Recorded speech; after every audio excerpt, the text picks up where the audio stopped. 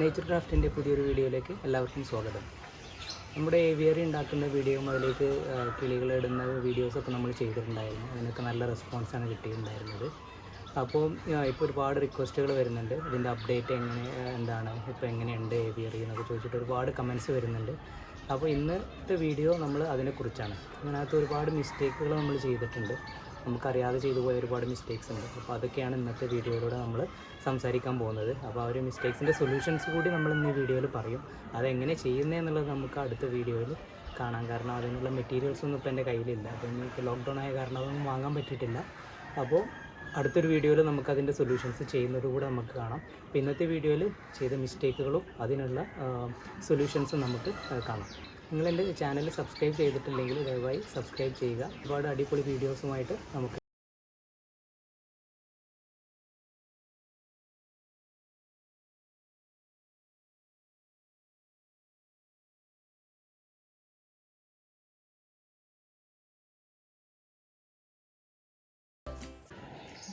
ഇതിൻ്റെ മുകളിൽ മൊത്തം ഇലകളൊക്കെ നിറഞ്ഞിട്ടുണ്ട്. നിങ്ങൾക്ക് കാണാൻ പറ്റും. ഇത് മുമ്പ് ഇതിൻ്റെ പിറകിലൊരു മരം ഉണ്ടായിരുന്നു. ആ സൈഡിലായിട്ട് വലിയൊരു മരം ഉണ്ടായിരുന്നു. ആ മരം അവിടെ ഉള്ളത് കൊണ്ടും അതിൻ്റെ ഒരു തണലുള്ളത് കൊണ്ടാണ് നമ്മൾ ഈ ഒരു ഏവിയറി ഇവിടെ സെറ്റ് ചെയ്തത്. പക്ഷേ അത് അടുത്ത വീട്ടുകാരുടെ മരമായിരുന്നു. അവരതിപ്പോൾ വെട്ടിക്കളഞ്ഞിട്ടുണ്ട്. അപ്പോൾ അത് കാരണം വലിയ വെയിലും ആണ് നമ്മുടെ കൂടിനകത്തോട്ട് വരുന്നത്. അപ്പോൾ അത് ഒഴിവാക്കാൻ വേണ്ടിയിട്ടുള്ള കുറച്ച് സൊല്യൂഷൻസ് നമുക്ക് ആദ്യം നോക്കണം. കാരണം നമ്മൾ പ്രതീക്ഷിച്ചതിനേക്കാളും കൂടുതൽ വെയിൽ ഈ ഒരു ഏവിയറിയിലേക്ക് ഇപ്പോൾ അടിക്കുന്നുണ്ട്. നമുക്ക് ആദ്യമായി ഈ ഒരു റൂഫ് ഒന്ന് ക്ലീൻ ചെയ്തെടുക്കാം. ഇലകളൊക്കെ ഒന്ന് കളഞ്ഞ്, അല്ലെങ്കിൽ നമ്മുടെ നെറ്റ് തുരുമ്പിക്കാൻ സാധ്യതയുണ്ട്. അപ്പോൾ അത് കാരണം നമ്മൾ ഈ ഇലകളൊക്കെ ഒന്ന് ക്ലീൻ ചെയ്തെടുക്കാം.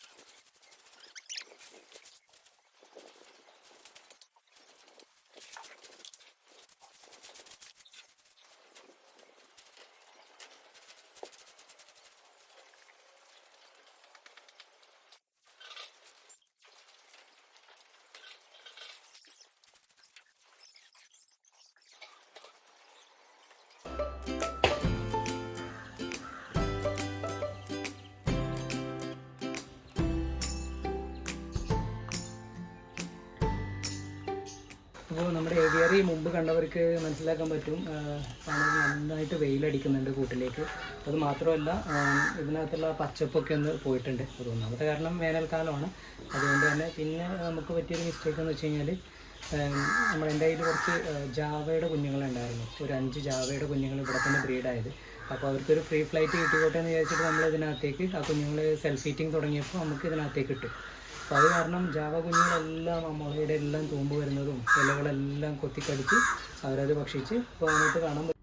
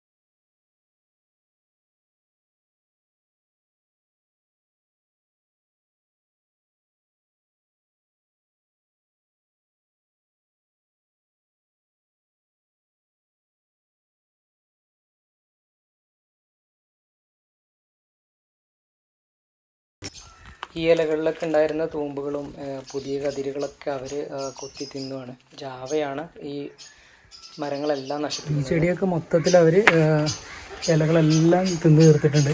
ഈ കാണാൻ പറ്റും, ഇതിൻ്റെ ഒരു സൈഡിലൊക്കെ ഇപ്പോഴും ഇലകളുണ്ട്, പക്ഷേ അവർക്ക് ഈസി ആക്സസ് ആയിട്ടുള്ള എല്ലാ ഇലകളും അവർ തിന്ന് തീർത്തിട്ടുണ്ട്. ഈ മുളയാണെന്ന് തോന്നുന്നു അവർക്ക് ഏറ്റവും ഇഷ്ടപ്പെട്ടത്. മൊത്തം ഒരു ഇലയും ബാക്കിയില്ല, മൊത്തം അവർ തിന്ന് തീർത്തു. ഈ വീഡിയോയിൽ നിങ്ങൾക്ക് കാണാൻ പറ്റുന്നുണ്ട് അവർ ജാവ കുഞ്ഞുങ്ങൾ അതിൻ്റെ ഇലകളും ഒക്കെ കുത്തി നശിപ്പിക്കുന്നത് ഈ വീഡിയോയിൽ നമുക്ക് കാണാൻ പറ്റും. അപ്പം ഇതായിരുന്നു നമ്മൾ ചെയ്ത വലിയൊരു മിസ്റ്റേക്ക്. അതിനകത്തുള്ള ഗ്രീനറി മൊത്തം പോയി.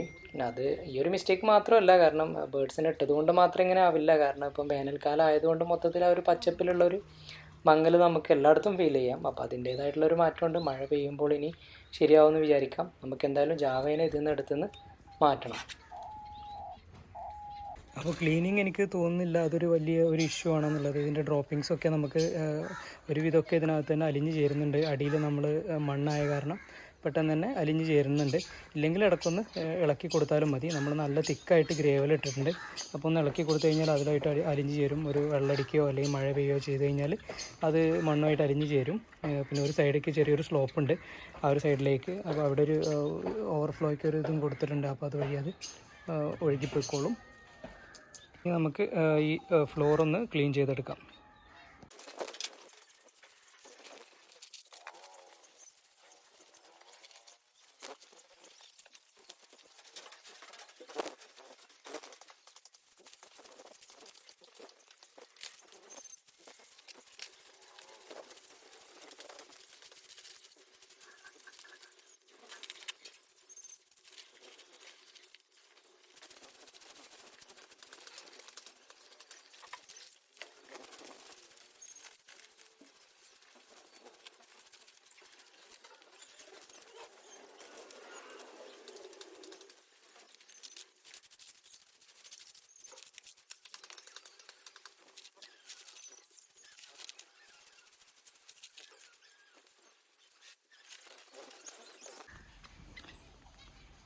നിങ്ങൾക്ക് കാണാൻ പറ്റും ഫ്ലോറൊക്കെ ഒരുവിധം ക്ലീൻ ആയിട്ടുണ്ട്.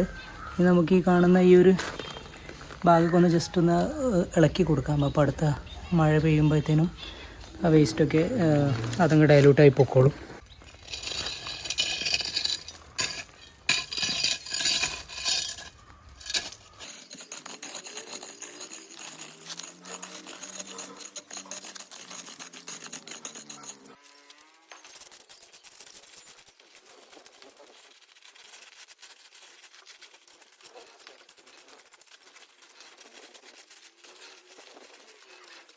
അടുത്ത നമ്മുടെ മിസ്റ്റേക്കായിരുന്നു ഈ ഒരു ഫൗണ്ടെയിൻ ചെയ്തത്.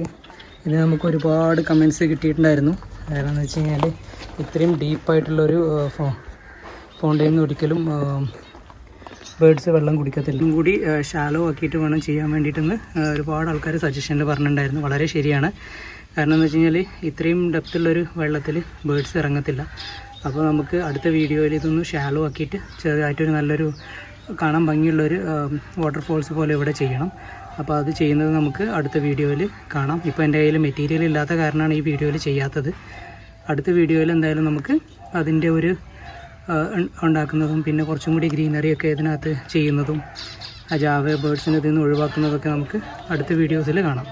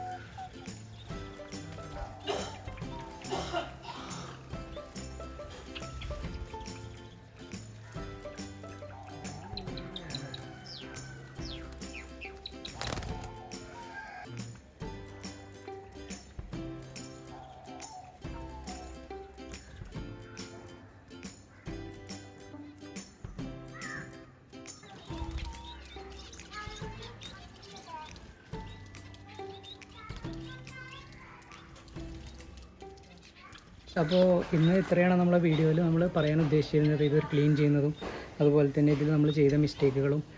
ഓക്കെ, അപ്പം കുറച്ച് വേറെ കാര്യങ്ങൾ പറയാനുള്ളതെന്ന് വെച്ച് കഴിഞ്ഞാൽ, ബേഡ്സ് എപ്പോഴും ഈ ഒരു ലൈറ്റ് കിട്ടുന്ന ഭാഗത്തിരിക്കാനാണ് താല്പര്യപ്പെടുന്നത്. ആ ഭാഗത്തേക്ക് മഴ പെയ്യുമ്പോൾ മാത്രമേ അവർ മാറുന്നുള്ളൂ. മഴ പെയ്യുമ്പോഴും അധികം ചില സമയത്തൊക്കെ മരക്കൊമ്പുകളിൽ തന്നെയാണ് ബേഡ്സ് ഇരിക്കുന്നത്. ഒരുവിധം എല്ലായ്പ്പോഴും നമുക്ക് ബേഡ്സിനെ കാണാൻ പറ്റുന്നത് ഈ നാച്ചുറലായിട്ടുള്ള ഈ മരക്കൊമ്പുകൾ ഇരിക്കുന്ന ഭാഗത്താണ്. അപ്പോൾ ഇനി ആരെങ്കിലും വിയറിയൊക്കെ ചെയ്യാൻ ഉദ്ദേശിക്കുന്നുണ്ടെങ്കിൽ ഒട്ടും മടിക്കേണ്ട. മഴ കൊള്ളിക്കുന്നൊരു ഭാഗം എന്തായാലും അതിനകത്ത് ഉൾപ്പെടുത്തുക. അവർക്ക് പ്രകൃതിയായിട്ട് കൂടുതൽ ഇണങ്ങി ചേർന്ന് നിൽക്കാനുള്ള ഒരു അവസരങ്ങൾ ഒരുക്കി കൊടുക്കുക. അപ്പോൾ ഏവിയറി ചെയ്യുമ്പോൾ എല്ലാവരും അത് പ്രത്യേകം ശ്രദ്ധിക്കുക. പിന്നെ പറയാനുള്ളതെന്ന് വെച്ച് കഴിഞ്ഞാൽ, ഈ ജാവ പോലത്തെ ബേഡ്സിനെ ഒരിക്കലും ഇങ്ങനത്തെ ഒരു മിക്സ്ഡ് ഏവിയറിയിൽ ഇടാതിരിക്കുക. അവർ 2 ബുദ്ധിമുട്ടുകളാണ് എനിക്ക് ഉണ്ടായത്. ഒന്ന്, എൻ്റെ ഗ്രീനറി മൊത്തം നശിപ്പിച്ചു. വേറൊരെണ്ണം, ഇപ്പോൾ എൻ്റെ ഡോഗ്സൊക്കെ ബ്രീഡായിട്ട് എഗ് ചെയ്ത് കിടക്കുമ്പോൾ ഇവർ ചെന്നിട്ട് നന്നായിട്ട് ഡിസ്റ്റർബ് ചെയ്യുന്നുണ്ട്. ഡിസ്റ്റർബ് ചെയ്യുന്നുണ്ടെന്ന് പറഞ്ഞാൽ അവരെ കൊത്തി അവർ കിടക്കുന്ന നെസ്റ്റിൻ്റെ ആ ഭാഗത്ത് നിന്ന് അവരെ ഒഴിവാക്കും. എന്നിട്ട് അവർ അതിൻ്റെ മുട്ട പൊട്ടിക്കുന്നതും അങ്ങനത്തെ ഒരുപാട് പ്രശ്നങ്ങൾ ഉണ്ട്. അപ്പോൾ എപ്പോഴും നമ്മൾ ജാവ പോലത്തെ കുറച്ച് അഗ്രസീവായിട്ടുള്ള ബേഡ്സിനൊന്നും ഏവിയറിയിൽ ഇടാതിരിക്കുക. അപ്പോൾ എൻ്റെ സജഷൻ, എൻ്റെ ചെറിയ അറിവ് വെച്ചിട്ടുള്ള സജഷന് ഡോഗും ഫിഞ്ചസും ഇത് രണ്ടുമാണ് ബെസ്റ്റ്. അവർ നന്നായിട്ട് പോകുന്നുണ്ട്, ഒരു പ്രശ്നങ്ങളും ഇല്ലാണ്ട് ഏവിയറിയിൽ രണ്ടും ബ്രീഡാകുന്നുണ്ട്. അപ്പം അതിൻ്റെ യാതൊരുവിധ പ്രശ്നങ്ങളുമില്ല. അപ്പോൾ ജാവ പോലെയുള്ള ബേഡ്സിനെ ഇതിനകത്തേക്ക് ഇവരുടെ കൂടെ ഇടാണ്ടിരിക്കുക. അതിൽ ജാവയ്ക്ക് മാത്രമായിട്ടൊരു ബ്രീഡിങ് സെറ്റപ്പാണ് ഉണ്ടാക്കുന്നതെന്ന് വെച്ചാൽ അതിൽ ഗ്രീനറി ഉൾപ്പെടുത്താണ്ടിരിക്കാൻ ശ്രമിക്കും. അവരത് കൊത്തി നശിപ്പിക്കും എന്തായാലും. ഓക്കെ, അപ്പോൾ ഇന്നത്തെ വീഡിയോ നിങ്ങൾക്ക് ഇഷ്ടപ്പെട്ടു എന്ന് വിചാരിക്കുന്നു. പുതിയൊരു വീഡിയോ ആയിട്ട് ഇതൊന്നും കൂടി മൊത്തത്തിലൊന്ന് റീവർക്ക് ചെയ്തെടുത്തിട്ട് ഈ ഭാഗത്ത് ഇതിൻ്റെ ഞാൻ നേരത്തെ പറഞ്ഞല്ലോ, ആ മരം വെട്ടിയ ആ ഭാഗത്ത് നമുക്ക് കുറച്ച് ഗ്രീനറി ചെയ്യാനുള്ള കുറച്ച് ഐഡിയാസൊക്കെ ഞാൻ തിങ്ക് ചെയ്യുന്നുണ്ട്. അപ്പോൾ അതിൻ്റെ ഒരു ഭാഗമായിട്ട് അവിടെ കുറച്ച് ഗ്രീനറി എങ്ങനെ കൊടുക്കുക എന്നുള്ളതും, പിന്നെ ഈ ഫൗണ്ടെയിനൊന്നും കൂടി നന്നാക്കി ചെയ്യുന്നതും, പിന്നെ മൊത്തത്തിലൊന്ന് ഗ്രീനാക്കി എടുക്കുന്നതിൻ്റെയൊക്കെ ഒരു വീഡിയോ നെക്സ്റ്റ് വീഡിയോ ആയിട്ട് നമുക്ക് ചെയ്യാം. അപ്പോൾ വീഡിയോ കണ്ടതിൽ വളരെ സന്തോഷം. ഇനിയും സപ്പോർട്ട് ചെയ്യാം, മുഴുവൻ കാണുക. പിന്നെ ഇനിയും എൻ്റെ ചാനൽ സബ്സ്ക്രൈബ് ചെയ്യാത്തവരുണ്ടെങ്കിൽ ദയവ് ചെയ്ത് സബ്സ്ക്രൈബ് ചെയ്യുക. Thank you so much for watching. Good day.